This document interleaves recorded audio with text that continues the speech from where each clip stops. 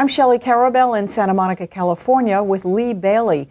He is the managing director of U.S. Renewables Group, a private equity firm investing in renewable energy and clean fuels.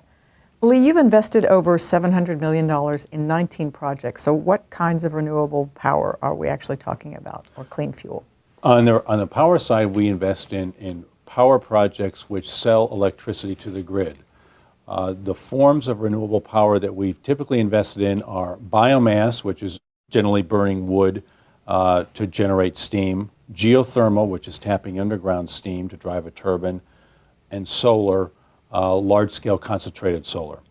We have had a couple investments in the past in landfill gas, which is used to generate electricity, but those typically tend to be rather small. On the fuel side, we've had investments in corn-based ethanol, cellulosic-based ethanol, biodiesel, which is using oils to produce biodiesel, and we have another investment in a municipal solid waste to fuels company.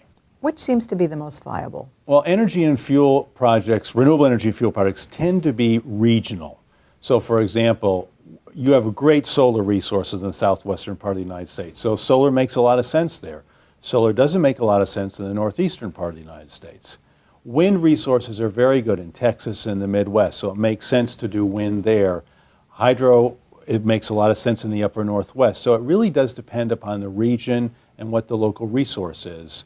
For example, southeastern states tend to have lots of wood and forests, so biomass plants might make a lot of sense there, whereas biomass plants make less sense in the southwestern part of the United States where you have fewer forests. But most every place has some sort of municipal waste, so couldn't this be a kind of panacea? Absolutely. Municipal solid waste is a great resource. You know, if you look at the available municipal solid waste in the U.S., the ability to produce over 30 billion gallons of fuel. It is no joke to say that the United States is a Saudi Arabia of waste, and we have huge resources to convert to fuel. And if everything that we throw out, in other words, or dispose of? About 60% of the municipal solid waste are organics, and those organics, obviously refrigerator doors don't make good fuel, but the organic portions of municipal solid waste are great. And yes, those are what we utilize to make fuel. Is there such a thing as clean coal? Currently, clean coal is, in my view, not cost effective. We have spent billions of dollars researching ways of making coal clean. To date, I don't believe any coal companies in the U.S. have concluded that they have found the technology that's cost effective.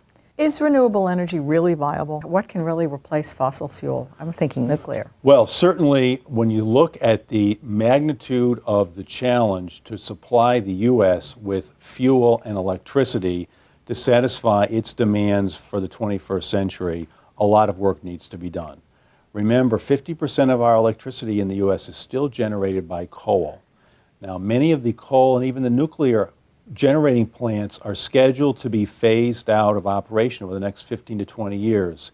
And there have been no new plants to speak of permitted in the last 25 years in the U.S., both in the generating capacity as well as in fuel refining.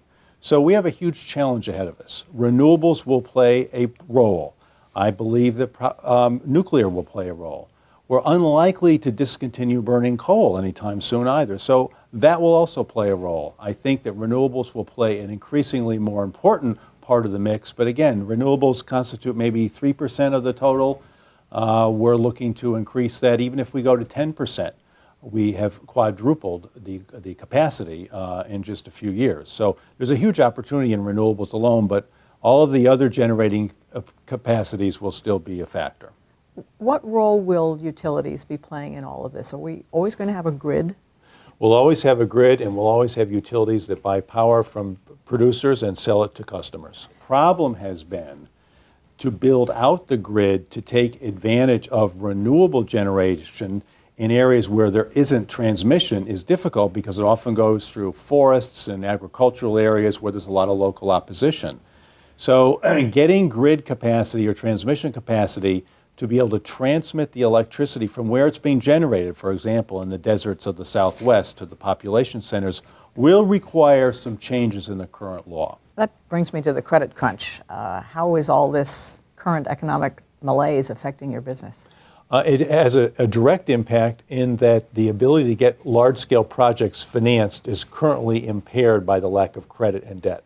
Renewable energy in the U.S. has largely been financed by tax credits, investment tax credits, production tax credits, and the way those get utilized is at financial close, when you're about to close on building a project.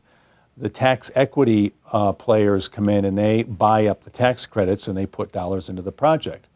Historically, the sources of tax equity have been folks like AIG, GE, Morgan Stanley, and so on. And right now, they don't have much profit that they need to shield. So currently, it's very challenging to get any renewable projects financed in the U.S. because there's just no tax equity available to finance. And that's true for wind as well. The federal government, the Obama administration, has put developing these kinds of energy projects pretty high Front up in burner. the... Yeah, okay. Front and So center. how will that impact things? Well, we believe that the federal government will likely be our preferred partner in terms of making available tax equity in the form of loans and grants, loan guarantees for projects. We believe that a partnership is currently being put together between the Department of Energy, the federal government, and the banks to allow these financings to move forward. And absent federal government involvement, that simply wouldn't happen. Does it make you nervous at all that the federal government would have such a large financial role to play here? Nervous indeed, but we have no options. In many respects, Europe leads the world in investing in renewable generating assets. They were probably 10 years ahead of the United States. So is this a place you'd consider investing? Absolutely. In fact, currently, one of our portfolio companies, Solar Reserve, which is large concentrated solar, will likely build its first plants in Spain, largely because of the feed-in tariff allows the financing of the project to occur. And in these current troubled financial times, being able to put together financing package is important. We have no energy policy here in the U.S. Do we need one? And how would that change things? Well, we're beginning to put one together with renewable fuel standards, renewable portfolio standards, carbon trading regimes. So we're beginning to put the pieces together of a coherent energy policy. But, you know, I think it was Winston Churchill said you can always rely upon the Americans to do the right thing after they've tried everything else and it didn't work. And we've tried pretty much everything else over the last 30 years with advanced battery consortiums and photovoltaic subsidies and all kinds of other things. And to be honest with you, none of them have really worked. So I think now we have the experience since the first oil crisis in 1973 of figuring out what are we going to do, and I think we have a body of 30 some odd years of experience which is going to help guide better policy making in the current environment. Thank you very much, Lee. Thank you, Shelley.